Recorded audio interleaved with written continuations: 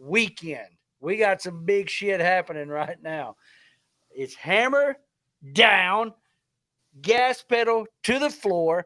Michael, JD, jumping off sides, week 15, live. That's right. We said it. We're finally coming live to you from the Sweet 11 studios here at Louisiana Downs, where the excitement is always where, JD? At the finish line. Nailed it. Good job.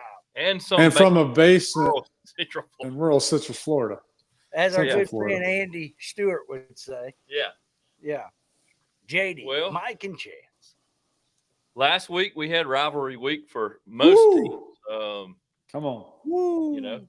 Yeah. Let's talk about we're going to start out with y'all's rivalry first. Okay. I want to talk about that. I think that was a huge win for your Gators. Yeah, I think so. I don't think many people were surprised by that. And when we go into this, like, you and I obviously never played major college football or anything like Mike. I want to know, Mike, going into that rivalry game, Sunshine Showdown, you're at that erector set over there at Doak, whatever it is. Doak Campbell. Yeah. Ron Zook Field. So on the road like that, tell me about preparation. What is it like inside the locker room? What are the coaching levels like? What's it like for you as a high level player on the road? And then I want you to back it up and talk about being in the swamp before a big rivalry game like that big rivalry game especially. Yeah, I mean, I'm even getting goosebumps kind of just talking to you guys, because everything about the week, regardless of what any coach or spokesperson for the schools will say, that, hey, we're keeping nothing is normal about this week. There's not anything like every other week. I would even say for this particular game during my time at UF, pretty much whoever won this game, and unfortunately I only beat the semis one out of my four chances. Whoever won the game was going to be pretty much in the national championship, or at least having that consideration. So this game, amongst others, had so many implications. And then to take it a step further, all these guys that you grew up either playing with, playing against in high school, going on recruiting trips with, getting to know, now you're on opposite sides of the field, and that hatred and that just true, who's the one team you got to beat? Like this was the one. And even from the fact that a normal road game, like take LSU, like we stay somewhere in the Baton Rouge area to the night before, fly in Friday. Well, for the Florida State game, we stayed in Lake City, Florida. We didn't even stay in Tallahassee. So that just goes to show you the importance. And then again, back to that true hate of both schools. I mean, they didn't even want to put us in the situation before we needed to, because they knew fans were either going to be finding out where our hotel was at. Right. They were going to be doing some sort of shenanigans. And so those type of things, just the buildup. And I mean, the entire week, I mean, you would have former player after former player. I mean, it was a day in and day out just telling you what this meant to your school, what this is going to mean to you personally, because as a freshman, you don't know about it yet. And then kind of how we always talk about the intensity level, the speed, all the implications. It's one of the, I would say, if not the closest, but definitely right up there with what an NFL game experience is, as far as the speed, the way guys are coming after each other. And then just once game time came, it was almost like that first quarter, and you see it a lot where certain teams handle it better, because when you get to the first quarter, you're like mentally exhausted because you don't sleep well. It's a big thing. You're judged, pretty much based on 2 or 3 games of your college career. Like, how'd you do against Tennessee? How'd you do against Georgia? And how'd you do against Florida State? So knowing that just kept, amplifying it. And then every year that I was there, it was a pregame fight because inevitably somebody's going to see somebody that they either went to high school with or they got recruited with, or God forbid, hey, he was ranked higher than me in the old Lindy's or whatever those, sports books were back in the day. Yeah, Athlon, all that. Yeah. Tom Lemming, remember Tom Lemming's report? That was a big deal to get on Tom Lemming's thing. So, again, a couple of guys will start jawing, and then here you go. And then for me, I could take it back to I was there at the Swamp in '97 as a high school recruit. And those guys, and Chance, I think I told you this story when we were up there for LSU game. The guys, they got after it in pregame. And just like I said, no matter what anybody tells you, this game means more and it's different. I told you about in pregame. I tapped my brother and was like, Kelly, all the Gator guys aren't wearing any leg pads. And this was back when, every guy had to have a hip pad, butt pad, thigh pad, knee pad. I looked at it, I was like, this is kind of weird. It was senior night. They line up, and they came out in that all blue for the first time. Holy cow. Mm-hmm. It's just that type. That's what I'm getting at is like the things that try to get downplayed. It's all for psychology, I guess, because I think it's great to plant the flag. Me too. And just like everybody, and we all would admit, if you don't want them planting the flag, what do? Beat them. Beat them. 60 minutes to beat them. Yeah, I have no problem. So, and just like we hated it when they beat us at the Swamp, what'd they do? They carried that freaking Gator head around and they ripped up turf. Yeah. You know what? Beat them. And so that's why it's funny to me how they have every right. They beat your ass. 100%. And the commentators like, oh, this is so bad. And this is it ain't a bad look because we talked about it a little bit this week and we were just kind of catching up. Well, if it's such a bad look, why does – I don't remember who played the Georgia Tech game as far as broadcasting it, but every single time they'd go away for commercial break, what was the slogan they had on the bottom of the TV screen? Good old-fashioned hate. Good old-fashioned hate. So I love it. Exactly. Yeah. So, let's cut the BS and just say, look, this is why you watch college football, for games like this. And if you really want to stop it, then put 200 security guards in the dead middle of the field right when the last second goes off so you don't have this happen. But nobody does it. Why? Because it's good. This is good for ratings. This is good for publicity. Exactly. So I ain't buying that. And Shannon Sharp, all them talking about it on Monday. And Shannon said, I would have gotten the spear and got on the horse and rode the horse around. Absolutely. I love it. Well, you saw a couple of the Michigan players got hit with mace or not mace, pepper spray. Yeah. The Ohio Michigan pepper game. You should have beat them. At the end of the day, you got a bunch of 18 to 21-year-olds who are just full of piss and vinegar. So it's not going to go away. I heard some story or some report they're going to start fining the schools. Listen, the amount of NIL money kids are getting now, they're probably going to be like, hey, include that in my NIL payment because I'm going to do it. I'm going to do it, yeah. Like if I'm coming to your school, I get an NIL budget for $100,000 to take the spear and chuck it at old, whatever the horse's name is, Osceola or who cares? Whatever. Yeah. I call him App. He's the ugliest damn thing ever. So what you were talking about is just the highs and getting up for that game and how just everything that's included in that. And then having to turn right around the next week and play in the conference championship game. Yeah. To me, it seems like you're getting all that kind of out of the way. Even if you're a really good team, and you got the chance to lose that game. It's like you were saying, every year it was, the Florida State game was a heck of a rivalry. And so, it meant something. And then you have to turn right around and refocus the next week. If you're Florida, you're over there having to play in Alabama we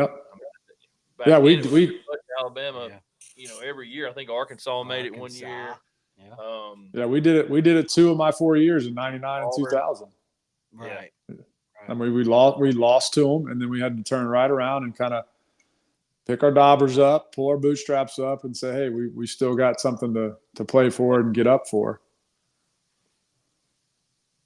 Yeah, I mean it's definitely that you're mentally exhausted on Sunday after the game. I mean, you're probably more mentally exhausted than you even are physically exhausted. Oh, Yeah. wow. I like that. It's rivalry, and I love that name. I was going to talk about it anyway with Georgia Tech. Good old fashioned hate, and that's really what it is for a lot of schools, like a Yeah. Florida State in Florida, Georgia Tech. One game that I'm disappointed in as far as the matchmakers is LSU Oklahoma. That's not a rivalry. Like put LSU Arkansas back on the map against each other or something like that. Well, LSU played Tulane the last game of the year for years, and it meant something.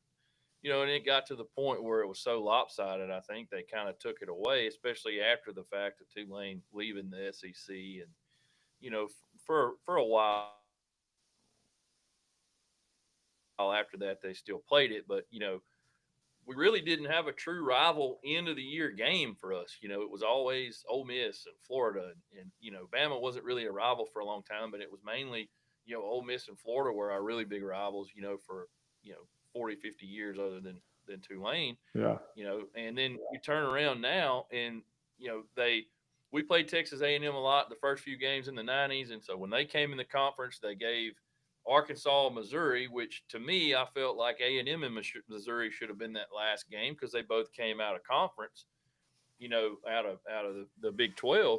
And then they took the Arkansas LSU game away, which granted we live in North Louisiana. So a lot of people in South Louisiana didn't consider Arkansas a rival. But what I consider it as a rivalry game is because I went to a lot of those games when they played it in Little Rock and War Memorial and in Baton Rouge.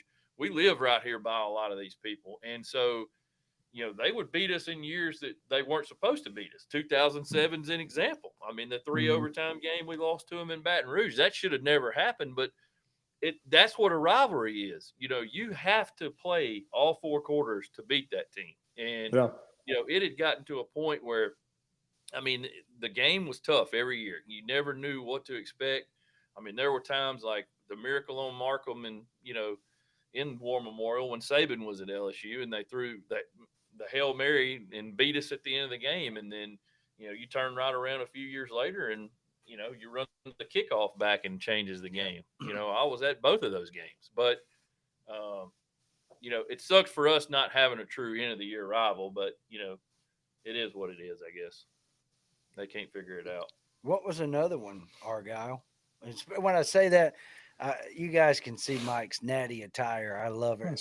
The new Block F and the Argyle sweater. Yeah. There you go. That is a nice shirt, Mike. Little. This is tis the season. It's got Christmas, and it's a balmy 40-something degrees down here in Central Florida. So Michael, could you think you could get Chance one of those? My favorite memory of the Florida State is obviously the one we won. My last year in 2001. It's one of those games where I can remember pretty darn every piece of that game. It was a senior night, so a lot of our bigger guys, and I guess I don't have any regrets from school and anything of that, but Coach Spurrier came to me that week and asked me, hey, do you want to come out with the seniors for senior day? Because he knew I was having some considerations, and, you start talking to some of the regional scouts and doing I think it was the draft advisory board or something like that. And I think that's the only thing, if I could say, could I do one thing over from college, it would have been to have that moment with my parents. And I don't know, I just said no. But anyway, I mean, it was senior night. Me and Aaron Walker, I mean, we worked the out of one of their defensive ends on a couple of plays. And I can remember, like, as we're dumping the guy, like, A-Walk and I are we're laughing. Like, it was just, some of those moments where, and, of course, that guy had a few choice words for us. and getting even Sure. more mad at us, and we were just wearing them out. And so, beating your bitter rival that you had just every year, it's like, we and 99 we had them, and then lost at the end of the game.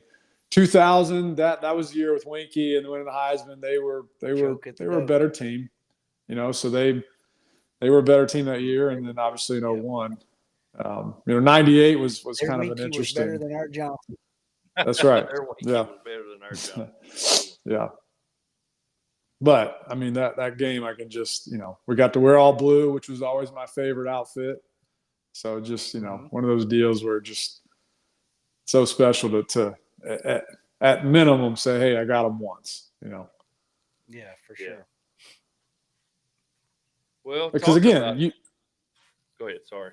No, I said again, it's just you are judged like most programs, essentially off of 2 or 3 games a year.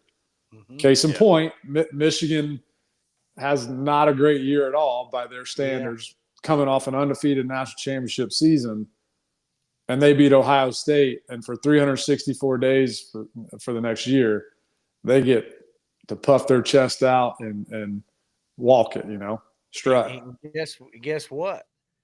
They're probably talking about Sharon Moore being on the chopping block if that doesn't happen. And he wins that game, and now no peep about him. And then Sharon's able to fire his offensive coordinator because he's like, we didn't go. So it's like, Sharon's trying, doing everything he can. He got a ball club. But no, so much won one game. And did you know Brian Day? I was just fixing to say, like, that's what John Cooper got fired for at Ohio State for not beating Michigan. I mean, I think I saw the stat correctly that said he's 47-1 versus every other Big Ten team. Oh, wow. And to your point, JD, it's like he's basically having to plead his case of why he should still have the job because of one game and one team. Yeah, that's right. But that's what you sign up for. Yeah, that he knew that going in, and Ryan Day's a great coach, and I think that's a short end of a stick for him. The guy's a great coach, and I think any program would be lucky to have him.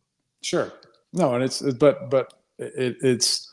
that's what my point is no matter what any coach, what any sports information director, these games are just they're different, and you can't try to reverse psychology and use all the Obi-Wan Kenobi mind tricks because it don't add up. There's a reason why coaches get fired when they lose these games.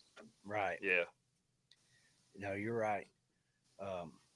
While you saw me taking a drink of my coffee here, it's brought to you by the Brew Coffee and Beer Bar downstairs at Louisiana Downs and Pete's Coffee. Go check it out. Kevin Preston and the gang. As a shameless plug there for my guys, but the Brew Coffee and Beer Bar downstairs. Yeah, Kevin was supposed to come up here and join us. He might come in a minute and sit in. I'm not sure. He'll probably knock if he comes up, but that's all right. Hey, it's live. Got a couple of people watching us Mm-hmm. live on YouTube. So, anybody wants to comment, then you're more than welcome. Had a chance the other night. Allie Peak Wilbur, a Peak Inside Florida Football. She reached out. She had a call-in show and reached out and said, hey, would you like to come on? And I did. And we got to talk a little ball on Sunday night, which I like. I always enjoy her show. She's very knowledgeable. We had her on here earlier in the year, and I always love Allie, so I like to plug her show as well. She helps us out and getting us out there. So we really need to all three join her show on one of these Sunday call-ins and talk a little ball, rough it up a little bit. Absolutely. Yeah, she does a great job. She's and I love the fact she's got a really deep family history, with the Gators, from her brothers, her grandfather, her husband. Yeah. I mean, it's a really cool story. Yep. Yeah. Granddad, dad, brother, and husband. All yeah. That's pretty stout. So going back to rivalry week a little bit, Mike, what did you watch the Georgia Tech game? So here's what's funny is we were up at my sister's as probably quite a few people remember the background noise of our show last week for Thanksgiving. And then we drove home. Got the tequila. Yeah, that's right. We drove home Friday Mark, got after the being tequila. yeah. I forgot that was on there. But yeah, we went hunting Friday morning, didn't see anything. Got home probably right around the start of the game, and my nephew-in-law, who's a big diehard Bulldog fan, he's like, "Hey, you gonna watch the game?" I was like, "Yeah, absolutely, I'm gonna watch it." Because I love what's the Georgia Tech's QB's name? Haynes King. I love that kid. Like that, I think he's just I don't know what it's like. He's gritty. Yeah, he gets it done. He's some moxie. He just seems like one of those dudes you'd really like to go to war with. Mm-hmm. But anyway, I mean, Georgia Tech is wearing them out, doing their thing. And in the back of my head, I just started thinking, this thing's starting to look a lot like Alabama. Like, and then sure enough, it's like, I don't know what Kirby says to those guys. I don't know if Carson Beck just says, "Hey, I need to step my game up." But that's to me a mark of a championship caliber team. I agree. It starts with the head coach, with Kirby, and like him or not, I mean, the guy's a proven winner. And I mean, what a game! 8 overtimes. Like I texted my nephew-in-law. I was like, "Hey, thanks for keeping me up until I don't know when the game even ended." But I was like, "Good gracious, what a great thriller and one of those instant classics." And for sure I watched it because again, I mean, if that's a normal game, JD, one of those two teams just lays down and says, forget it. Yeah, it doesn't happen. So can I tell y'all something? And y'all kind of know we all talked during the games, but so I had a 9-leg super parlay that day. And you were sweating. Well, I had everything, and bam, it starts rattling off. And so I said, the only game that I am concerned with is the slipping my mind right now. Oh gosh, SMU or no? Arkansas, Missouri. No, I didn't have. This was all on Friday, and it was the Utah game. I said Utah, the only game. Because guys, y'all know this. I have put my nuts over the fence all year long with Utah, and they. I don't know why. Way to break my heart. Yeah. Found a way. So I was like, God, if I can, I felt really good about every game. I had a 9-leg super parlay. I said, shit, this is the tips right here. So I watched the Utah. I was like, all right, Georgia's Georgia, and it's Georgia Tech. It's maybe a little close. Georgia will pull away. So I had just had Georgia on the money line, and I had Georgia Tech to cover, so to beat the spread. And so I saw it all coming. I was like, okay, Georgia Tech's going to be fine there. And then they start pulling away. I'm like, oh shit. So I'm sitting there trying to. I'm sweating bullets watching that game going. Not the meat sweats from last night's turkey. Than meats. I'm telling you right now. Beat the meat sweats. I'm telling you now, I was scared to death. I said, I have this parlay, and it was to pay me like $3,500 or something. I was like, I've got this parlay right here. And in this game right here is going to be the one that trips me up. Georgia Tech and Georgia. And then here comes Georgia back. So anyway, needless to say, I nailed the 9-game super parlay. And then so I roll it back again. How much did it pay you? That was $3,500. So then I rolled up on an $1,800 8-game super leg the next day, hit it. So then I roll with a 19-game super parlay. And do you know the only game that cut my throat? And this was to win $55,000 on a $100 bet because you're playing on house money at that point, so you let it roll. Had 100 to win 55,000, and the game that cost me was none other, because Vegas had A&M at 4.5. I said, rivalry game. It's at Kyle Field. A&M will put up enough fight. They'll get beat by 4 points, 3 to 4 points. So, and A&M cost me the $55,000. So it was fixed to be a wonderful weekend for the Jumpin Offsides crew. I would say you should call your good buddy, old Michael Mahon, and say, "Listen, buddy, Exactly. you owe me 55,000 doll hairs right now." Yeah, get one of these big donors that y'all have down there at Yeah. A&M with all this big money, and somebody owes me 55,000 because y'all forgot how to play football. Yeah, no kidding. They were showing. I don't know if we sent you this, Mike, but there was somebody in Louisiana put a $5, like a 8 or 9 leg parlay, $5. No, it was a 22 game super leg. Okay, 22 game super leg parlay, $9. No, it was 9. You're right about it was that. a 9-game parlay. $5 won 22,000. 22,000. That's what it was. And it hit.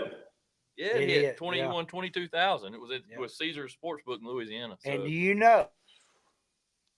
I've kept this quiet, but they called me for the picks, and right here on Jumping Offsides is what we do. We pick winners, and maybe you do points for friends, but hit that old hotline up if you have a problem. But if not, call us, and we'll tell you how to bet this stuff and make money at it, because that's what we do. Well, when you say us, who should they really call? Chance? Well, they should really. That's a little misleading, Dole. That's misleading because with the puffer vest on over here. Yeah. How is our good friend Eli Gonzalez would say, rest easy, Eli. We were in Vegas one year, and Chance had this red maroon puffer vest, and we were and JD just NFR, begged to wear it. I said, Chance, let me wear that puffer vest tonight. And he was like, all right, I'll let you wear it. Well, just so happened we met UFC fighter. Who was it? Dan Henderson. Dan Henderson. And so we got a picture with Dan Henderson. We're sitting there, and Chance is like, I don't know who this guy is. I said, that's Dan Henderson. And then our buddy Chief is like, hey, who's the skinny bastard in the puffer vest? So looking like Michael J. Fox off of Back to the Future. That's right. Yeah. Cancer sucks. Yeah, it does. I hate that. But yeah, so what's misleading about that, Argyle, is the fact that's win-loss, that's over-under, and that's covers on that. So, I mean, more than likely, I beat your ass at over-unders this year, and JD beat you at over-unders this year. I wouldn't go JD,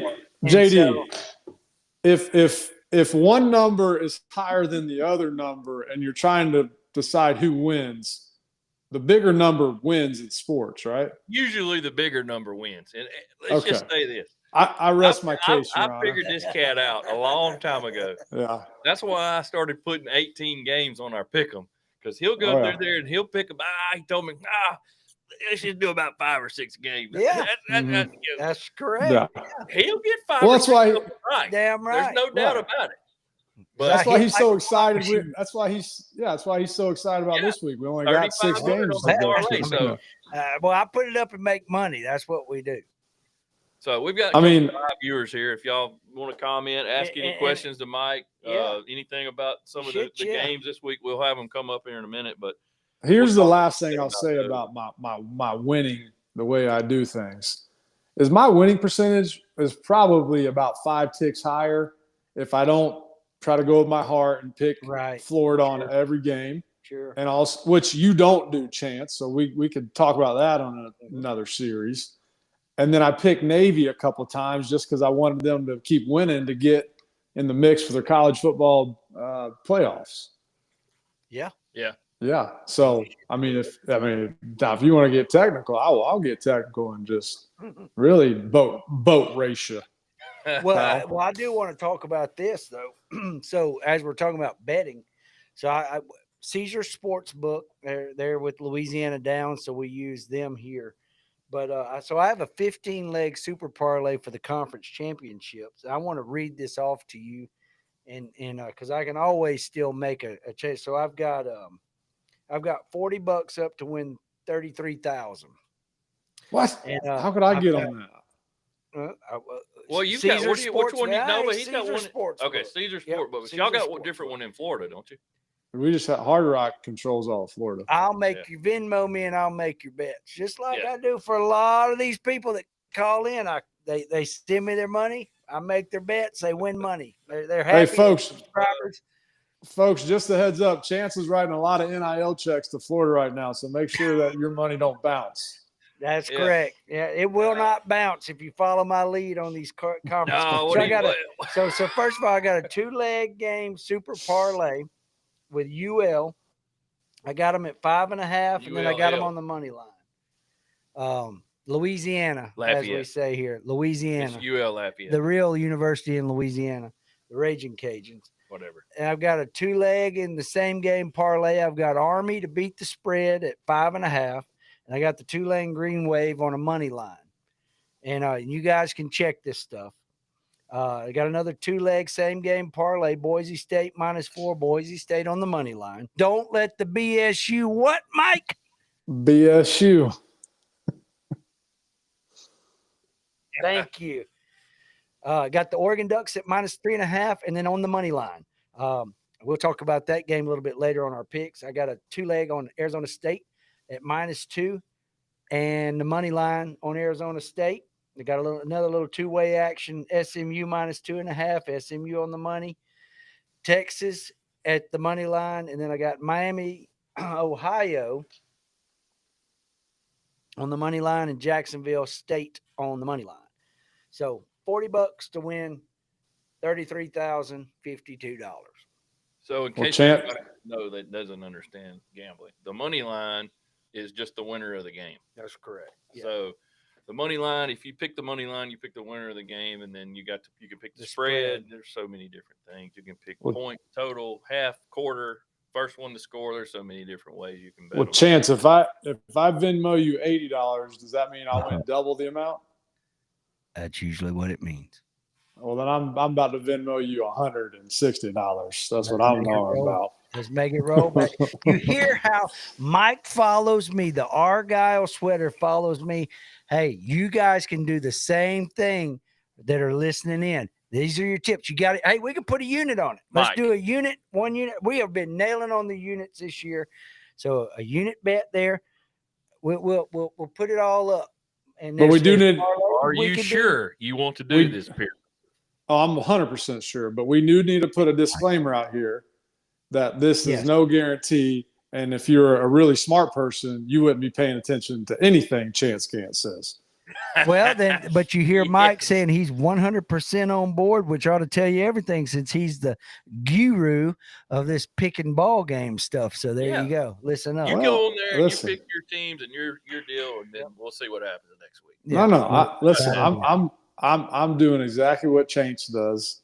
Thank you, Maddie. Appreciate that. As Maddie, I ain't bucking. Listen, look, you said he's really good at picking a few games, so I'm gonna run with this horse this week because there's only a couple. That's 17 games I hit last weekend on a 9-game and a super leg and an 8-game super leg. So, because if I Venmo you.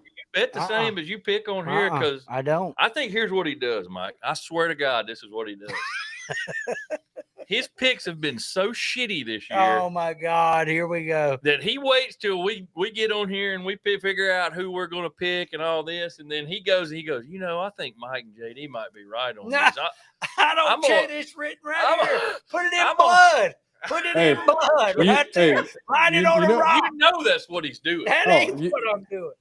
You know what I'm gonna start calling them? I'm gonna start calling them Aunt Betty. So I had an Aunt Betty when the Greyhound when the Tampa Bay Greyhound track was still running off of Gandy Boulevard here. Yeah, we'd occasionally go over there, and this lady had a system, and she would let you go up to the booth and put your stuff in. And then she would turn right around and do the exact opposite of what she had told you. And she'd walk out of there. She'd walk out of there with $1,500 or $2,000, and you're sitting there going, "What? Why can't we win together?" I can't let you know my secrets. I'm like, so you're basically admitting that you just lied to me and told me what not to do. That's funny. One thing I always say. Listening to JD, there's always a lot of ifs up here. So one of our mainstays is if Aunt Betty had a Peter, she'd be Uncle Betty. So Aunt Betty on the Greyhound track's the same way. And I've done it sitting right here at this beautiful bar in Suite 11 sit here with horse picks, and they're like, "Which way did you go?" I'm gonna go this way, and then they go over there, and I do just the opposite It's the opposite. Yeah. because If it's Santa Claus spiteful. wasn't a fight ass, he wouldn't have to have 8 reindeer pull his sled either. Listen, when I Venmo you 160, my picks better be exactly what your picks They are. will be exactly like mine. Now, if they don't hit, just like all our fans out here, Right. if they don't hit, We that's the chance you took. That's called gambling. we hold you. You've We heard don't me hold. read off what I have. That's called the hold harmless clause. That's where we don't have a piece of paper for our fans and subscribers and people that are listening in to sign, but we are verbally letting you know once again. Yep. This is a disclaimer. Don't listen to Chaints. He's not the smartest guy in the Sure in can't the horse do math, track. but I can pick a ball game. So if you go with him, Yeah, you just got to hold on. that's correct. Well, do y'all want to get into this Well, conference championship slate? We can, if y'all want to. I wanted to talk a Mm-hmm. little bit about, the before we get into the conference championship game slate, about the early signing period Yeah, for today sure. and kind of what y'all Yeah. feel. What are your thoughts on that? I mean, I had it pulled up on my phone. I think LSU ended up like 6th, and I think Florida ended up like 10th or 11th in recruiting. Huge jump for y'all. Y'all were like 57 3 weeks ago. Right. Yeah. Y'all flipped out a kid. I think. Yeah, I'll homer out and fanboy and admit my mistake. I mean, Billy has he has done it the right way, and I think kudos to him for doing it his way too. He cut the noise out from people like me and former alumni and guys who were griping and complaining. He did his thing, and I think again, I'll admit, hey, he made a believer out of me. I think the mere fact that he has gotten a hold of a lot of these young players' attention is a big kudos to him, and obviously that's why this recruiting class for us made that significant turnaround, because I think he's done a really good job, at least from what you hear, of getting the guys that are there with him to do the recruiting. Yeah. DJ and Ball and those guys essentially told these recruits, hey, don't listen to this stuff out here. Here's the real dirt right here. This is where you want to be. We got something going here. We kind of had some growing pains. We had to get through some very tough, and obviously, the schedule still speaks for itself. So kudos to that staff, to Billy. He would be the first to say, hey, it's not all about me. But at the end of the day, because he's humble, it is all about you, Billy. And you did a great job, and you should be proud and take a bow, because this is a big deal. For sure. Yeah. Well, for sure, I think that I've liked the guy for a long time, and Chance can tell you that whenever they hired him, I thought that it was going to be a good deal, but it was going to take time. I think now, especially for y'all after the last 3 games of the season, people are starting to realize, like, look, this thing's turning and trending in the right direction. We just got to be patient, and right. Which we're not.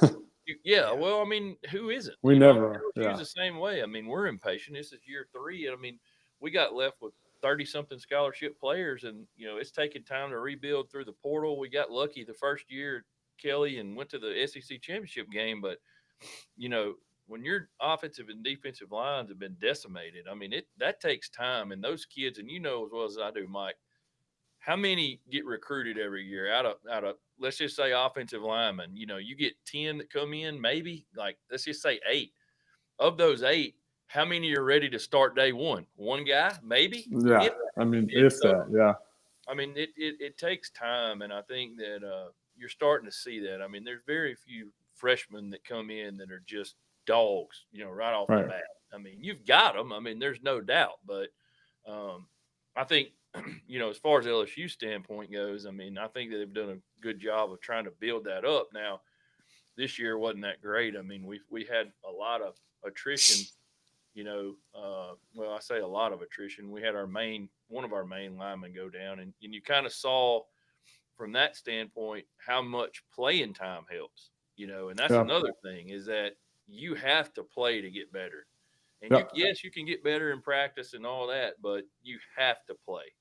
Right. And, that's what makes you iron sharpens iron. And we talked about this quite a bit, earlier. Unfortunately for Graham Mertz, him tearing his ACL and being out for the year is probably going to be one of the reasons why we win the national championship in the next 2 or 3 years, because DJ was able to get these game reps versus just practice reps. Took his lumps So this year. yeah, and you saw each and every game he made some really splash plays, and then he started kind of making just the easy plays as a freshman quarterback, which is what Shane talks about a lot. Is he's got to get better at the easy plays too, and that just comes through reps and comes through live bullets. Yeah. Practice isn't going to get you there. That's right. I told our good friends of the show this morning, Shane Matthews and JC Corndog Cornell, on their show. I told them that there's 2 days of the year that really excite me, and it's opening weekend of college football and it's early signing day. This National Signing Day today is just I wake up fired up. Not even to, we're going to get all these 5 stars and all these blue chippers. I don't even look at it like that. It's just exciting seeing who's flipping, who's telling you they're coming, who's going the other way. These generic little clown shows where they're putting a shirt on and a hat on, taking it off, putting another one on, all that. I mean, hey, it's good for the sport. It's good for rah-rah. It's good for fan bases. We all feel better at the end of the day, or we all feel worse. But everything's trending in the right direction for Billy. I mentioned it on Allie's show the other night about Jacob LaFrance. He's our director of player personnel and evaluations. Spent some time with him in February this year, and watching everything, them breaking down players like Waltez Clark, who was, I think, our first guy that signed this morning. Unreal running back, and that running back room just got stronger. So you see people like that. Jacob's doing a great job. The whole personnel and our graphics team put together some really cool stuff for these guys signing, and made it big for them, and you just love to see it. And that's every school has that. And everything. It's just getting better and better. So they're really ramping it up. I watch it on X. I'm big on there watching everybody and following along. Coach Dykes, a good friend of the show, Sonny Dykes over there at TCU, ended up having a really good day today. Got some good skill position guys. I look forward to seeing what they do over at Amon G. Carter Stadium, and what they build in the coming years. He was ended up 8-4 this year, which I think is really good for him over there. I congratulated him on another good year. I mean, he's in the plus column and going to a good bowl. Did y'all see what I sent you earlier about Alabama and Michigan? How much they spent in Yeah. recruits for this year in Yeah. NIL? Was $287,000 a player for Michigan. No, for Alabama, 287, 275 for Michigan. Wow. Yeah, and I think Georgia was like they were up there too, somewhere 240. Florida and LSU. Florida was like, I think LSU was like 208, and Florida was like 197. It was somewhere they were right there together, and how much they spent per player in NIL, I guess.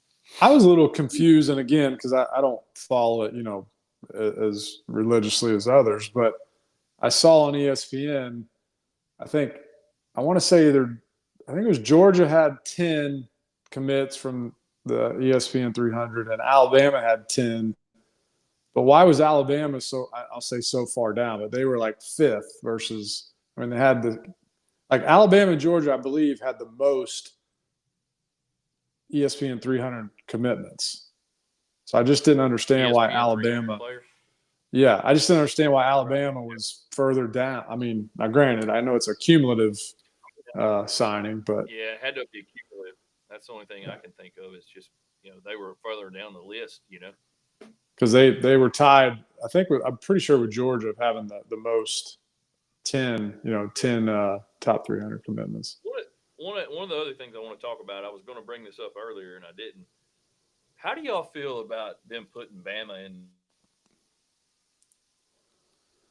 the in the I college hate it. football playoff over an Ole Miss and I hate it. a South Carolina. Now, granted, South Carolina lost to both schools, but they're playing way better You football got to right now. factor Yeah. in the last 6 games. In my So let Yeah. me just read you this. I had to follow this guy here on Twitter. He said this: if South Carolina had beaten Alabama in Columbia by 2 points almost 2 months ago, and since then, now granted they played in Alabama. Alabama beat them by 2 points, but it says if South Carolina had beaten them at home 2 months ago, since then, and Bama had gone 6-0 with 3 ranked wins, 2 wins over teams that beat South Carolina, and South Carolina went 4-2 with a 21-point loss to a team Bama beat by 26. There's no way the playoff committee would put South Carolina over Bama. yeah, But it's basically the reverse. I mean, Alabama beat Carolina by 2 at home, and then South Carolina's gone 6-0 with So 3 no. ranked wins, 2 wins Yeah. over teams that beat Bama, and then Bama's gone 4-2 with 2 terrible losses. think about Think of, this I mean, too. that's unreal. How sick is South Carolina over 1 penalty? Well, hit on it's not Nussmeier. just 1 penalty. Well, it just goes I know back They missed to a field goal. I mean, there were certain things in that game yeah. that they But- could have won the game without that. You know, But that's they can look at that. But you Well, don't- it just to me it goes back to the same thing. The reason they left Florida State out of the playoffs last year, Mhm. they didn't factor that in of why then okay, if you said last year Florida State is trending in the wrong way, well then why wouldn't you, to JD's point, then you should have put South Carolina in because they're trending the right way. the right way, sure. It's just like every year they somehow fumble and bumble their way through. Well, Now, granted, I think now I don't have a say so and I don't vote, but I do Yeah. feel like if SMU beats Clemson, that could be South Carolina's ticket into the playoffs. yeah, because but- I don't think they're putting Miami in. But like you we mean talked if about, if Clemson beats SMU, then that might put South Carolina up, might jump South Carolina over Bama. In my opinion, South Carolina has to beat SMU,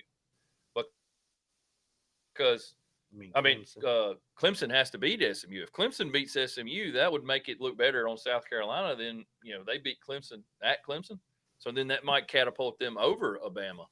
yeah, but see, my thing is because if SMU wins, they're automatically in, like we talked about a little earlier. I think South Carolina should get in, but then I think they're going to have to probably put Miami back in just to keep the fans happy of not saying, hey, y'all are SEC biased and all that stuff. It's dumb, but they're going to Yeah. do it. Hey, But yeah, but the whole Alabama thing, it's like they put them in last year. I don't think they should have been. They're one and done out of there. all right. And I think that's going to be the same thing this year. I don't think they're winning a game in the playoff. I don't think they're very good. I No. don't. They're a one-man show Very on offense. biased for them, and I hate that. And put Miami in over them as far as I'm concerned with all that. I mean, they're more impressive, that's for sure. I like Restrepo, and Cam Ward's smooth, and he gives you something to look at, and it puts Miami back on the map. Yeah. Yeah, I I like agree. saying it, but it's true. I do that for QB2 Brock Berlin. Our boy. Yes. I think he got a big buck the other week, so he's still stoked. I'm sure he's still pumped up about it. he's to send us some deer meat. We got to get him back That's on true. too. Well, we're gonna come on up tomorrow. We're gonna have some deer meat over here. A-Head Catering is gonna be making some backstrap for us, and got some jalapeno and cheddar sausage from Where's he doing Oh, that? there you go. that I killed last year. Got it bagged and tagged in there, and just finally getting to the backstrap up in the old sausage. Hit it with my truck. Let's say you probably found on the road dead, and you decided to say, it's been cold You enough don't make a outside. shit how I got the deer. We're eating it tomorrow. Backstrap, jalapeno and cheddar sausage. You'll love it. Mwah. What do you like better? Do you like venison chili or sausage? Ooh, That's a tough one, but I Yeah. probably like the chili. I would say chili, but I would Yeah. rather just eat the backstrap than I would Yeah. or tenderloin. And we take it, put it on the grill. wrap it in tin foil, put some Tony Sherrigans on it, a little onion, and just Little wrap it. onion. Yeah, a little onion, and cook it, man. I mean, it's good. Right, fresh too. So Yeah. anyway, all right, let's get into these picks for this week. Yeah, conference Let's get into championship conference week championship 15's finally here. Really didn't shake out the way all of us wanted to with our clubs to be in there, but we'll start with that Conference USA championship. Jacksonville State, the Rich Rodriguez boys, formerly wide receiver that's down there at the old paper mill, Rick Whitten. He played on that team, and so I know a little bit about Jacksonville State. I know a lot about Rich Rod from being around Pat McAnuts and Art Carmody talking about it a lot. So I picked Jacksonville State heavy on the gas in the over. So win, cover, and the over for Jacksonville State. I picked Jack State, the under. I think that Okay. This is one of those tricky games. But then again, you never know. It's most of these conferences are all offense these days. So I did what Chaince did, and the reason I'm doing that too is because there's rumors now that old Rich Rod might be heading back up to West Virginia. So really, Country road. I think it'd be great for him. He's I do too. I like Rich Rod. There was one time before McElwain came, a good friend of the show, Pat Branch, and I were talking, and Pat said, "Why wouldn't you want Rich Rod? Rich Rod, that'd be a great hire." Could you imagine if he would have went to Bama though, like he was supposed to? It would have changed the course of history. Where would Saban have Florida? gone? He'd end up at Florida. No, he wouldn't. Jesus. No, Down I where think the old Gators play. Yeah, I think Saban would end up back at the Big Ten school and probably doing the same thing he did at Alabama. Oh, yeah. Just He'd kicking ass. Just Notre kicking Dame ass. or Michigan or somewhere. Me and Miss Terry. Yeah. Miss Terry told us how Miss to do Terry. Yeah. She's letting them eat 3 oatmeal pies these days. He needs to quit dyeing that hair.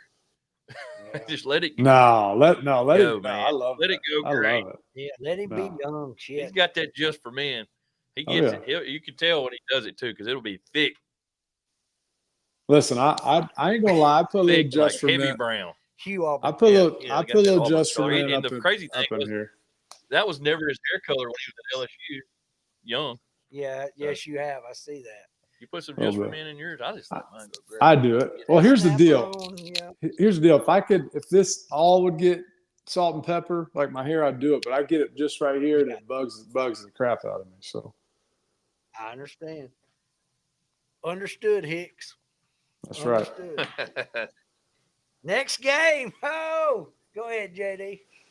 We got the running rebels of UNLV number 22 playing number 11 Boise State Broncos. UNLV is 10-2. Boise's 11-1. Where's this game at? Vegas? Or where does Mountain West play it, or is it at Boise? It might be at Boise. I think they play it at the conference leaders home on field. the blue turf.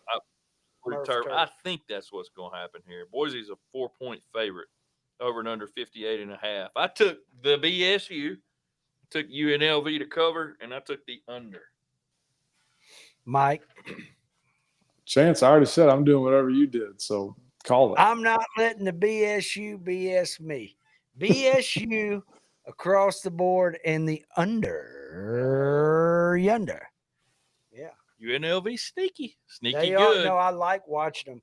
And how much former do you love SEC that? coach over there? How much do you love that the little quarterback after week 2 or 3 or 4 decides to bounce out? And what do? Just keep winning. Keep rolling. I love that. He tried to hold them hostage, but that's correct. Exactly. It didn't work. And they said, okay, we got somebody behind you. We're going to run the system. Bye-bye. It's the system, Michael. That's right. Who's the head ball coach for UNLV? Barry Odom that coached at Missouri. Oh, okay. You know Barry. Oh, yeah. You know Barry. He's a Florida guy, right? Well. Or am I thinking about Jerry? There was Jerry Odom, but they could be related. Yeah. I was thinking Barry had some ties to Florida. I don't think so. We'll look it up. IT department, get to that. And then the greatest offensive tackle ever at University of Florida, Jason Odom. So, I mean, there Yes, could be some ties. he and Lomas Brown and Mike Pearson run a close race, though. Jason's pretty.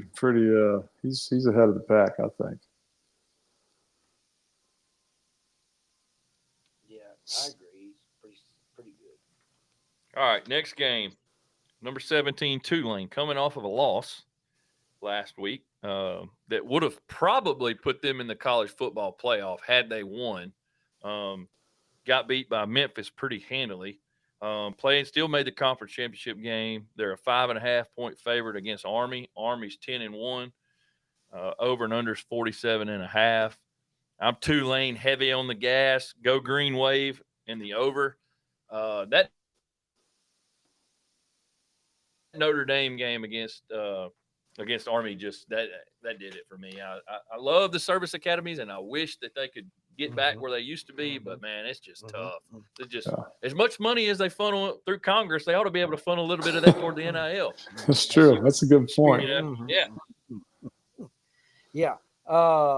I took Tulane to win, and I'm iffy on this just because I watched them against Memphis and saw that. But I took Tulane to win. I took Army to beat the spread, and I took the over. I just feel like they're going to get to the over. I know that clock's going to be just freaking just rolling because both teams are going to run the rock. Tulane, I love watching Tulane play.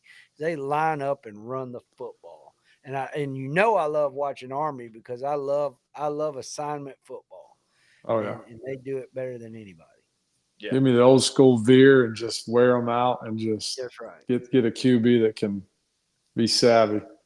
That's right. And Tulane might have the best mascot or at least the best logo going in college football. So cool looking at it. Next game up on the slate, Arizona State and Iowa State. Arizona State's the favorite at 16. Coming in 16 in the top 25, 18 at Iowa State. Both teams 10-2.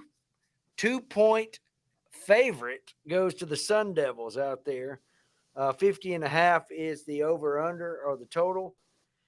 ASU and the gas. Just hammer that gas to the spear. What's that big back's name they have? I don't know. Higgaboo or something, or I think it's Higgaboo or something.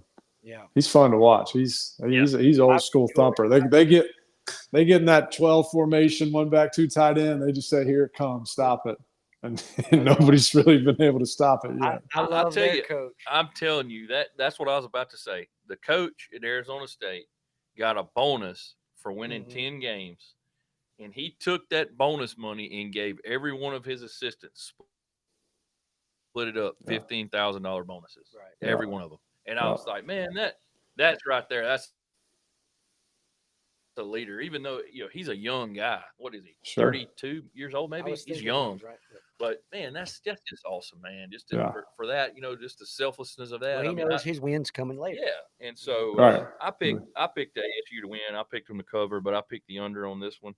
Iowa State likes to play, ball control football, running it, and keep away, and so I think that we're going to be in the under on this one. Personally, I think it'll be below 50. This next, we'll come to that one for the end. Go ahead. I want to talk about that Sun Belt Billy Conference, Sun Belt Conference here, UL Lafayette or Louisiana University, real university in Louisiana, Raging Cajuns and Marshall. They're linked up together to 56.5 point total, 5.5 point favorite to UL. I took Lulu and the under. So Lululemon this one. Lulu and the under. I went UL to win. I think they'll win, but I took Marshall to cover, and I took the under on this one as well. I mean, I just think Marshall's going to come to play. Marshall always plays very well in conference championship games. I don't know what it is about them, but they always show up to play. And, even when they were in Conference USA and they were playing Louisiana Tech and some of the old other schools in conference championship week, man, they always showed up to play. That, my friends, too, ladies and gentlemen, is the Road Tag PT No Shit pick of the week for me. From the portable toilet division there coming out of left field. I'm Lulu in the under. No shit pick of the week. It's ooh la la, not Lulu. Lulu, Louisiana University, the only university that matters in Louisiana. That's them, the Raging Cajuns. Okay, Land Grant School. Let's go to the next one. Mike, who do you like in that one? You didn't tell us. I said I'm rolling with my horse. I'm whipping Chance across the finish line because I'm putting So you're going with 160. whatever he's going with. Why would you do Listen, that?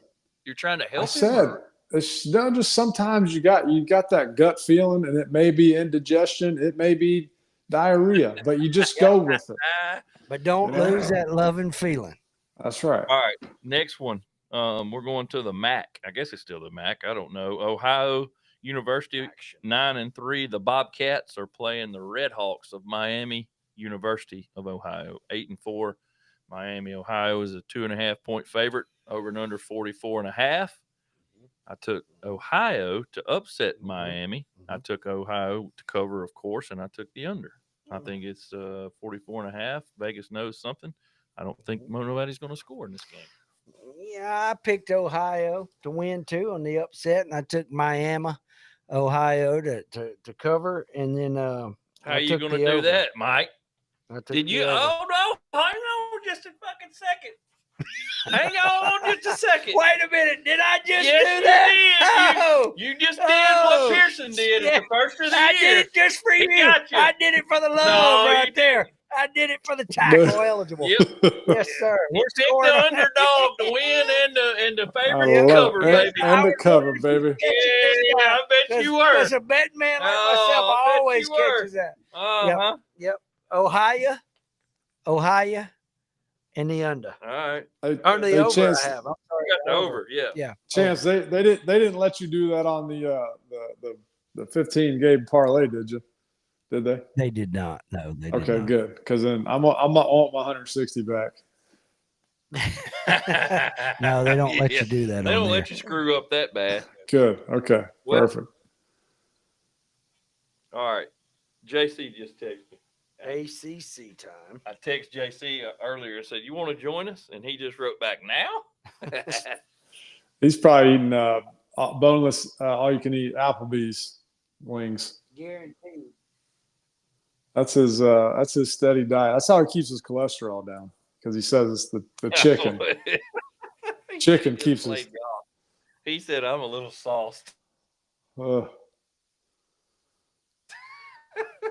We got you, JC. We'll get you on here next week or a couple weeks later. Oh, corn dog. It's gonna be. Corn dog. We'll get corn dog on. Next one is gonna be number 12 Clemson 9-3 against number 9 SMU. SMU 11-1. SMU a 2.5-point favorite. Over and under 56.5. Who you like? SMU, the Mustangs, Clemson, and the over. I think this is going to be the most highly rated or most watched game of the three champions. Too. Yeah, because to me, this game has the most ramifications to the entire 12-team playoff. I think. Yeah. Because I feel like the other two games, those four teams are in regardless. You're right. Agreed. Yep.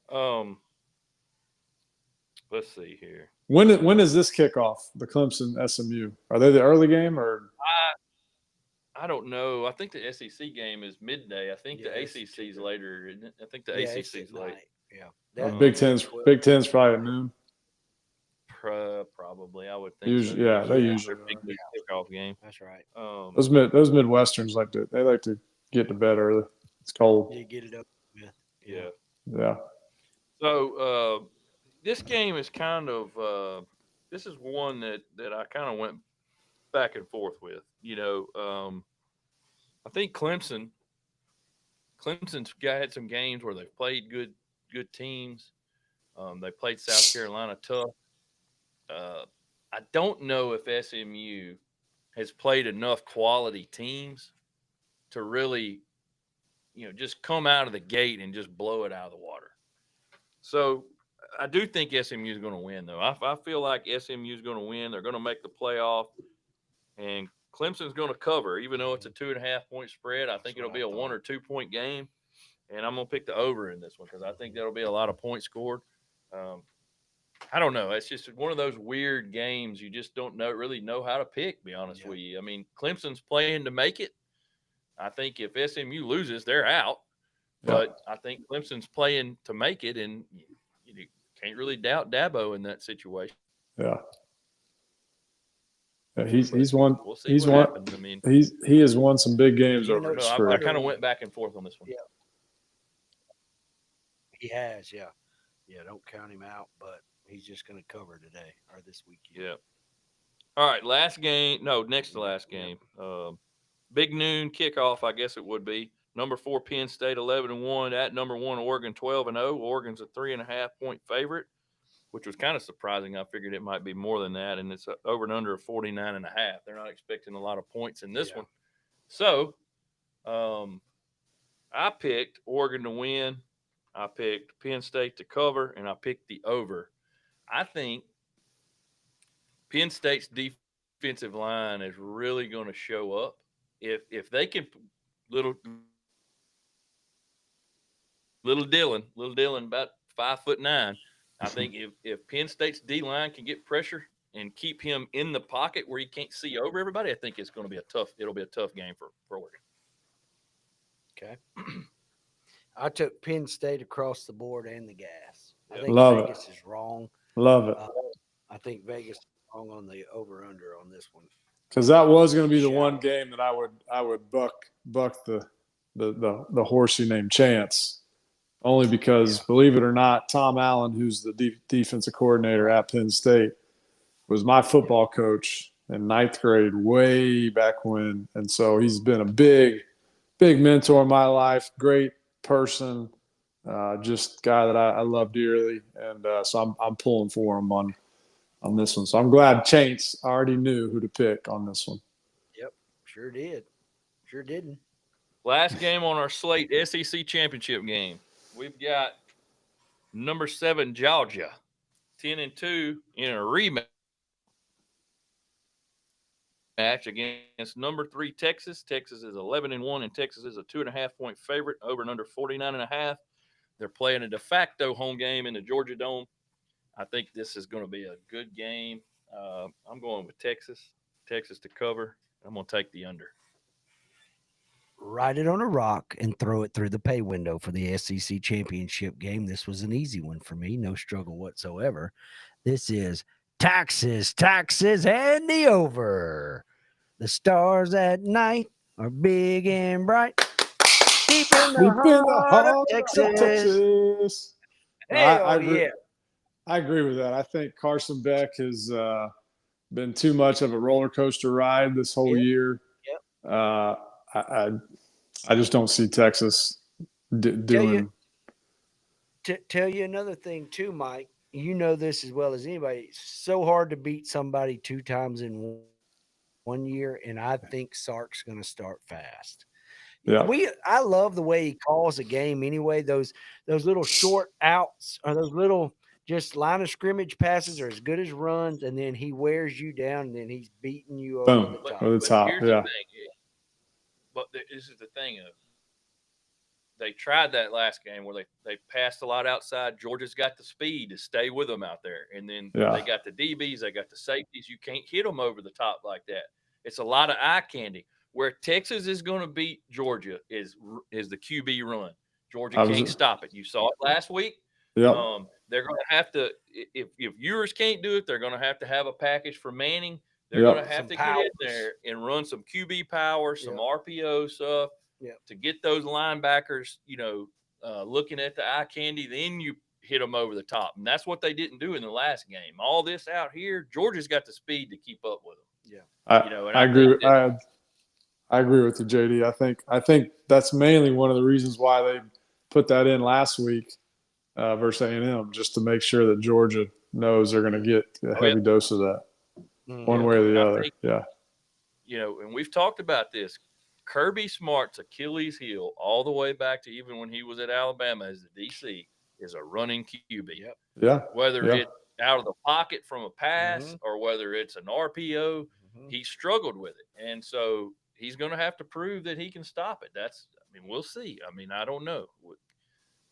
I don't know if he can, but I'm kind of leaning Texas. But God, I don't know if I want to do It's that. hard to Mike. bet against Uga, but it's I hard know. to bet against Georgia at home. But you're going to let Texas come in here and win this conference in year one. yeah. Yeah, that's the only reason I hate picking this too, because it's like, good gracious. Yep, I'm with you, man. Yeah, for sure. And well, it's been a good season so far. Yep. I got the stats. Mike, I think you were 60% on your overall picks for the year. That's pretty dang good. Yeah. That was another reason why I chose to kind of sit this one out tonight. Because kind of like when you're batting 400, you just, I don't need those last few at bats. Just I'm going to keep my record where it's at. So you got scared? No, I just got smart. That's what I did there. Chance, you know what we're going to do for Christmas for Mike? Give me some Wi-Fi. We're going to look at what's Elon Musk's internet. Oh, hey boys, Starlink. Boys, we're going to check on Starlink for you, boys. It's already in the queue. That's coming. We're already in the queue. Hey, so I do want to talk about this Paycom Jim Thorpe Award. The finalists are out, but so one thing I really want to look at, conference championship in the SEC. Jade Barron, cornerback for Texas. How do you say his name? Jade. Okay. All right. Hey, Chance. And yo. Your entire committee should be fired because Travis Hunter isn't on the top 3. I disagree. Stop that. There's Listen, a lot. We'll see. Let's just wait. Let it play out, Jimmy. Here's what I hope. I hope that kid wins the Heisman, and all you guys got to face the music. His coach is out there putting out. So I saw what's the little wicked-eared Orlovsky that stepped out of the back of the end zone there for the 0-16 Detroit. Danny. Yeah, Orlovsky showed his package that Dion sent. It says Heisman. So he's out there publicizing for his son and Hunter for the Heisman.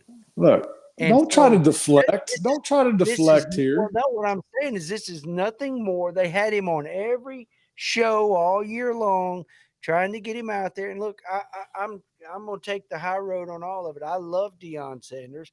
I love it all. I absolutely love Travis Hunter. What a player and what a great kid. The kid goes fishing. He goes to school. And guess what? He's got a 4.0 GPA. Great guy. I don't know. I don't vote for everybody on the Paycom Jim Thorpe Award. And I'm not going to tell you how I voted my finalists. No, I don't. I'm not asking you that. Is it happened? And that's all we can go by. But Malachi Starks of Georgia is a finalist. Deserving. And so is Jade Barron from Texas. So deserving. 2 finalists are in the SEC championship game. And then Caleb Downs from the Ohio State University is in there. And so you can't take that away from those guys either. Amazing kids. It's a cumulative vote. Yep. I mean, the thing about it is this is not a career award either for Hunter. And that's kind of, if you look at it, they like to put that out there about everything that he's done as a QB. I'm not even talking about last year. I'm just saying this year's stats. Correct me if I'm wrong. His stats are better. Get into it. Are better than one of those 3 guys. Mm-hmm. So I don't know what I mean. The numbers don't lie. So okay, if you're going to go on numbers this year, and I think it's Downs who the stats are better than, as far as picks and pass breakups. Well, so he's also a safety. Yep. He's not a DB. So you're not going to have as many pass deflections. You're not going to have as many, attempts. I mean, there's a lot of difference there. Safety. Ask yourself this question. Who do you want on your team? Travis Hunter or one of those other 3 guys? Great question, Mike. Great question. Can we have all of them? I mean, I think no, you can't. You got 3. I guarantee you Travis Hunter's the first guy you pick. They all make you better, Michael. Exactly. They all make you better. But Travis Hunter's the first guy you pick. This is a defensive award now. This is a defensive award. I'm not talking about. I didn't bring up his offensive stats. We're playing all-time QB. Yeah. I didn't. Starlink, sit this one out. I didn't even bring Let up his the big offensive boys handle stats. this. Didn't even bring up his offensive Well, thank stats. God. You two They are rednecks atrocious. from LA. I didn't even bring his offensive stats up. Upper LA to you, thank you. I mean, we do have basements up here. Pardon you. Listen, So I hope that sucker wins the Heisman, and you Thorpe Award guys got to somehow get him in front of the camera and go. Just like I had to say about anything, this, you're better on offense to get the award. I'm not saying, like I said, you'll never know how I voted. I don't want to know how you voted. But our I'm just saying. executive council decided that they put those other three guys in as well, and so that they are very fitting and How deserving. many people total vote on it? Because it's media too, yeah, right? We have the media, and then there's the executive council. So, and I'm not rolling anybody. I don't want to get into all this. Well, So you don't open Pandora's box, so don't try to back your sorry butt out of it now. That's what you open it up. So here we go. Listen, if I had some good Pandora's box, I didn't open anything. I just said, here's who I know should win the award. You want to know who should win it? This guy right here. Check right in there, real close to the camera. Boom. Yes, sir. Executive Councilman of the Year last year, and hey, who voted? Who picked winners? I picked winners, Jimmy. Who voted on that? I want to have a talk with them too. Well, I was not there. He didn't show up, so he don't know. Yeah, I want to have a meeting with those suckers too. No, listen, I'm going to go switch on your ass here, real direct. No, I'm being a little bit. I'm being a little tongue in cheek. I know it's not an easy decision. I know. I just sometimes I feel. Now, granted, I'm not a big Deion fan. As far as it's a lot of eyes on me type of stuff. Yeah. But I feel like Travis is getting a little bit of the animosity toward him. Towards him. So that's again, it is what it is. And Travis, it seems like the type of kid, he ain't gonna let him bother him for 1 second. He's he's humble. He's a great kid. So you want him on your team. You want him over for Thanksgiving and Christmas dinner. Yeah. He's that good a kid. If he would have won the award, I would have no problem with that. Absolutely not. But I also don't have a problem with him not being in the final three. Because I mean it's a vote for not just the committee, but the people in the media, and it's a cumulative. And so you can't just blame it on the committee. You have to say, hey, well, these people. Well, that's what I'm getting at, because I have a very dear friend, Fred McGriff, who should have been and will always be, in my opinion, a first ballot Hall of Famer. Mm-hmm. And the media boys, as Coach Spurrier would call them, I mean, kept that guy just kind of out there and out there and out there. And thank God he finally got in a couple of years ago. I just feel like the media boys, and that's where I get it. Like, you guys as an executive committee, it should be a secret ballot. You shouldn't have to share. I think the media guys, they always want to run around and pump their chest, beat their chest about this and that. Like, well, why don't you just tell everybody who you voted for instead of being a little weenie and standing behind your pen and paper?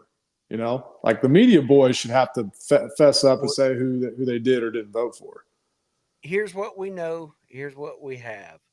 On 12/16, which is December the 16th, we're going to have the president of the Jim Thorpe Award, the Paycom Jim Thorpe Award, on here with us, Mike James. He's going to be live and in color with us. So you guys tuning in, continue to do that. There's going to be a big show. You want to hear how it all works. You're going to hear about the process and all that. And I promise you, there's not a better person in this world than Mike James.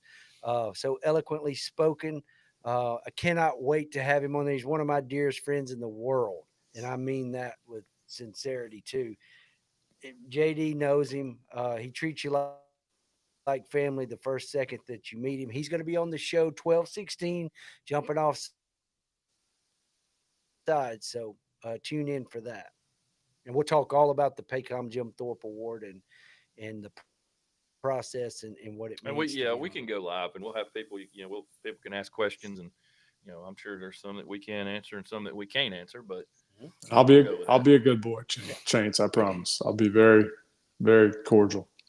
Do whatever you want to do. I just wear Argyle that day if you'd like. Just whatever you'd like to wear. A tickle weave. I might go back. I for all might that go matters. back to my tuxedo T-shirt. Like I did a couple of weeks back. I don't know. Well, I you like should. that one. I think that's As well, good. you should. I might wear a Santa Claus outfit. Hell, who knows? Oh, you read my mind, JD. I got one ready to Onesie. go. I got a red onesie. I might wear it. I got the full Monty. I got the whole thing. The ones that make you put that thing on in Florida and you're like, man, this was a bad decision. Go to itching. Well, That's it. We'll see what happens. Go from there. Watch. yep. Appreciate 32. everybody that Yep. tuned in, and so maybe next week we'll get better. Let's make sure we do the punchline this week because Yeah, I got it. absolutely. Yeah, as we roll out this week, episode 32 of Jumping Offsides, we just want to remind you to do what, Mike? Well, you got to say the first half, my man. Well, let's strive for perfection, and we're going to settle for Excellence. I love Got it. it. I love it. It only That's took a him wrap. 15 weeks of the season. Week 15 is a wrap. We hope you enjoyed the show. And tune in. We have big guests coming up. Josh Booty will be with us this next Monday boy night Boots. after the My boy championship Boots. game. JC said he wants to come on next week. Corn too, so- Dog's going to come on with us too. We'll go live another time also with that, but we'll be going live. Josh Booty will be in studio. Get your questions ready. We're going to talk gambling. We're going to talk football. We're going to talk golf. We're going to talk about baseball. One of the greatest athletes to ever come out of Louisiana. We'll have him on. And then the following week, we'll have Mike James of the Paycom Jim Thorpe Award. Want you guys to tune in for that.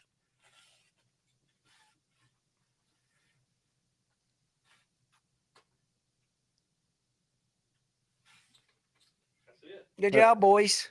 Hey, so Chance, heads up.